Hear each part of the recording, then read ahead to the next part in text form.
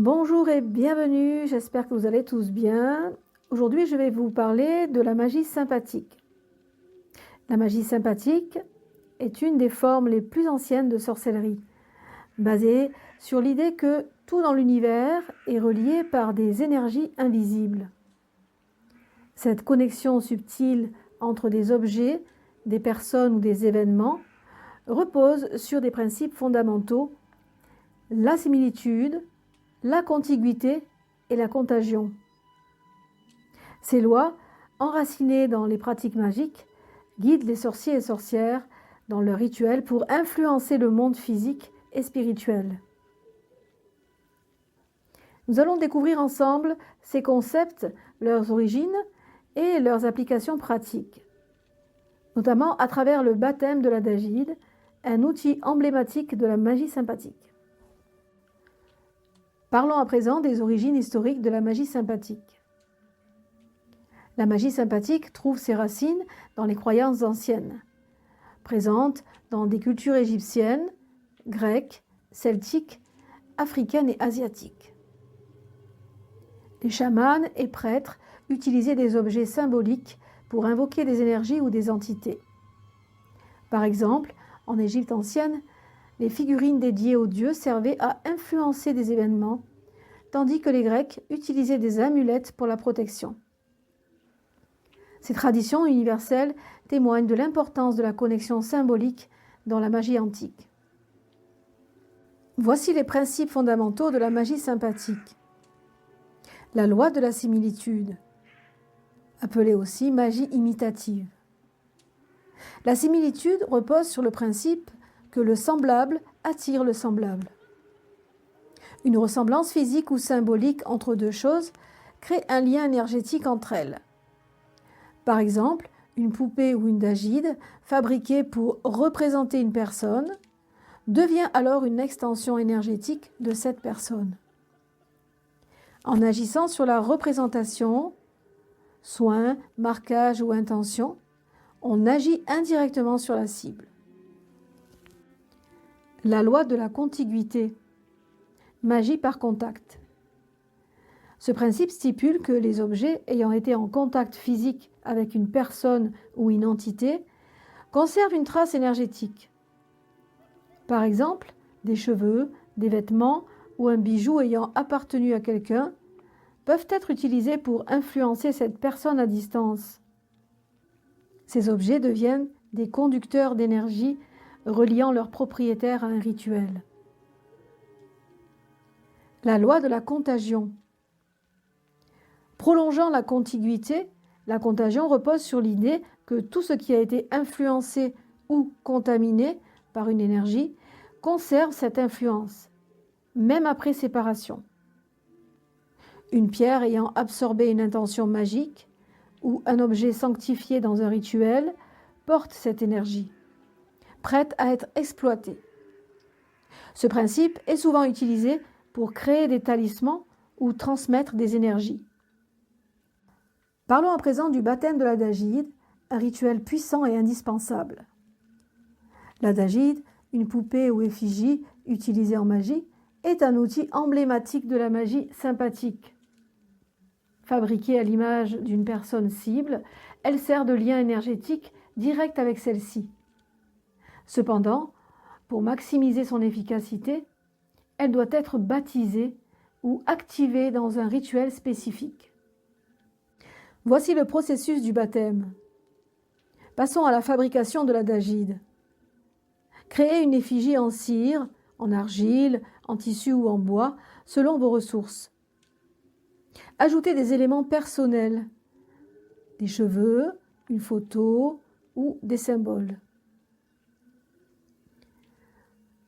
Vous devez ensuite la purifier en utilisant de l'eau lunaire ou de l'encens, de sauge ou de camphre pour purifier l'adagide et éliminer les énergies résiduelles. Vous allez ensuite baptiser l'adagide en la tenant dans vos mains et prononcer une invocation pour lier la cible. Vous avez un rituel de baptême de dagide sur la chaîne.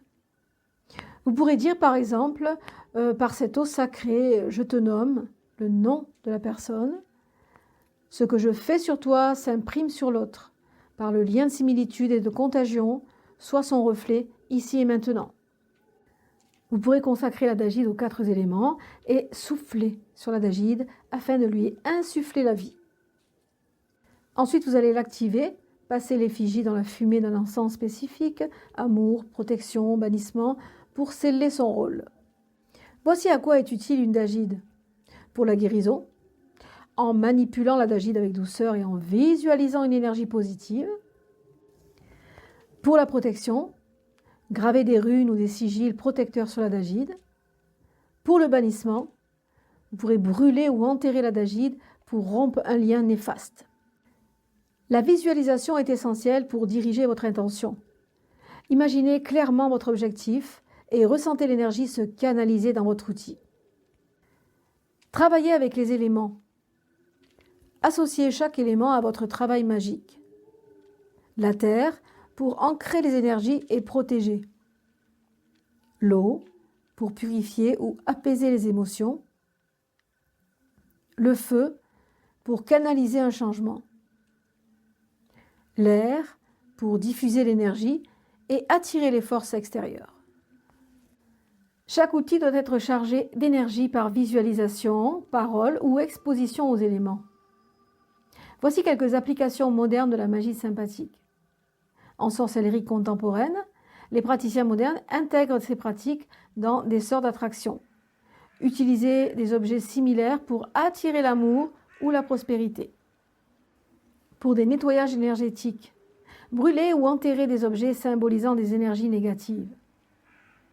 Dans les arts divinatoires, les objets liés à une personne peuvent affiner les tirages de tarot ou de runes. Il est crucial de travailler avec des intentions éthiques et claires. Manipuler l'énergie d'une personne sans son consentement peut avoir des conséquences karmiques. Respectez toujours les forces invoquées et utilisez la magie pour des objectifs constructifs et surtout légitimes. La magie sympathique, avec ses lois de similitude, de contiguïté et de contagion, offre un cadre puissant pour manipuler les énergies invisibles.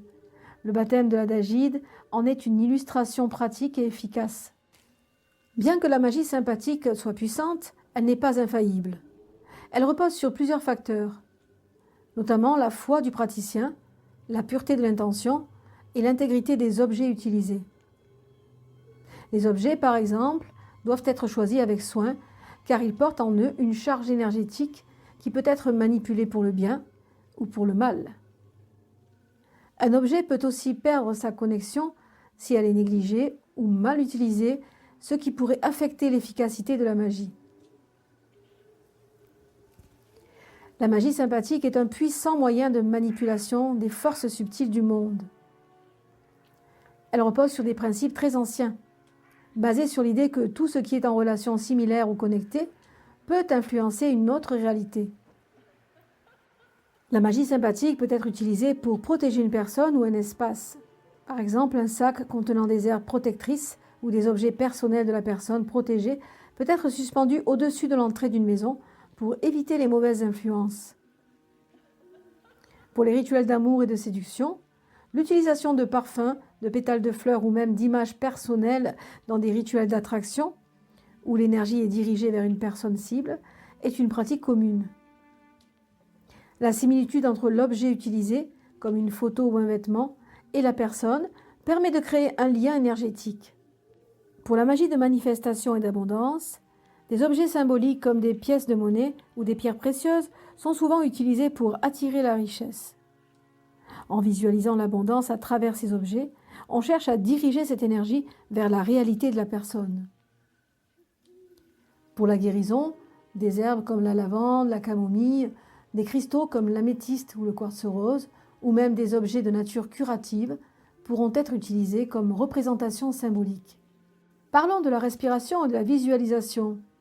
L'une des méthodes les plus puissantes pour charger un objet est l'utilisation de la respiration et de la visualisation. Cela consiste à focaliser son esprit, se concentrer profondément et utiliser le souffle pour infuser l'objet de l'énergie. Inspiration. Imaginez que vous inspirez l'énergie du cosmos, de la nature ou de la force divine en la transformant en une lumière pure. Expiration. Lors de l'expiration, concentrez-vous sur l'envoi de cette énergie à travers vos mains ou votre cœur vers l'objet. Chaque expiration est un acte de transmission énergétique. Lors de cette étape, vous pourrez visualiser l'objet se remplir de lumière ou de couleurs en fonction de votre intention. Par exemple, pour un rituel de guérison, l'objet pourrait se remplir de lumière blanche, alors que pour un rituel d'amour, il pourrait rayonner de lumière rose ou rouge. Un autre aspect de la magie sympathique est la magie des substituts. Cela signifie qu'un objet substitut, bien que différent, peut être utilisé pour symboliser ce que l'on désire affecter. Par exemple, pour un rituel d'amour, un objet ou une pierre en forme de cœur pourrait être utilisé pour symboliser l'amour ou pour attirer un amoureux. De même, une bougie peut être utilisée pour incarner une personne, et en la brûlant, vous rechercherez à attirer ou repousser cette personne en fonction de l'intention que vous insufflerez. En résumé, la magie sympathique repose sur une manipulation profonde de symboles et d'objets en accord avec des lois universelles. Cette forme de magie, lorsqu'elle est pratiquée avec clarté et dévotion, peut avoir des effets puissants et profonds sur la réalité. Plus vous vous connectez à vos intentions et à l'énergie des éléments, plus vous devenez habile à modeler la réalité selon vos désirs.